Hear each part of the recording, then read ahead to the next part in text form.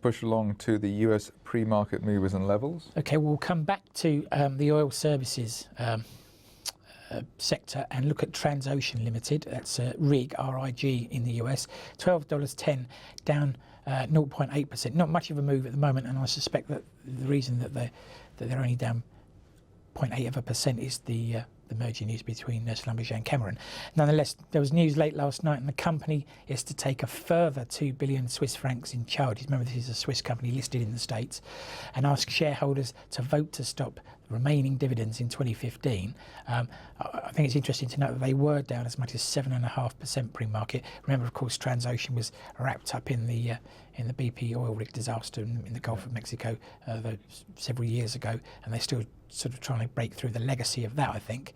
And then moving into the software sector, Solara Holdings, SLH is the ticker in the US, around $45 pre-market, up 7.89%. And earnings and revenue beat from this risk management software group. They posted earnings of 81 cents versus expectation of 80 cents and $297.1 million worth of revenue against market expectations of just 288.9 million. So they've done much better than expected, certainly on the revenues front, and the market's rewarding them accordingly.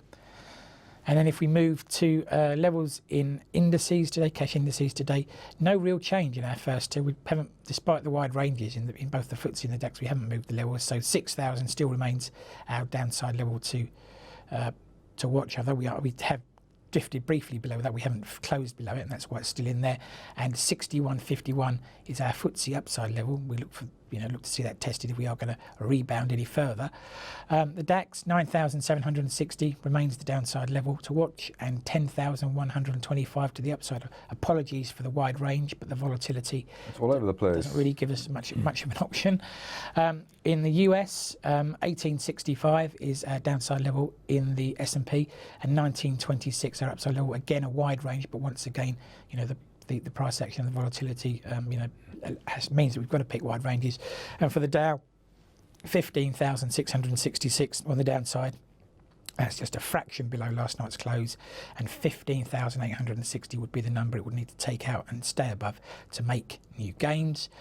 On the currency front, the dollar seems to be clawing back a little bit of ground against the euro. So 114.15 now is our downside level to watch in euro dollar. Plays 114.98 to the upside. Aussie dollar, US dollar, again a little easier. 71.04 now our downside level in the Aussie. Plays 71.54 to the upside. In dollar yen, we look for 118.70 as a downside level, plays 119.96 to the upside. Obviously, the bulls will be hoping to get that back above 120.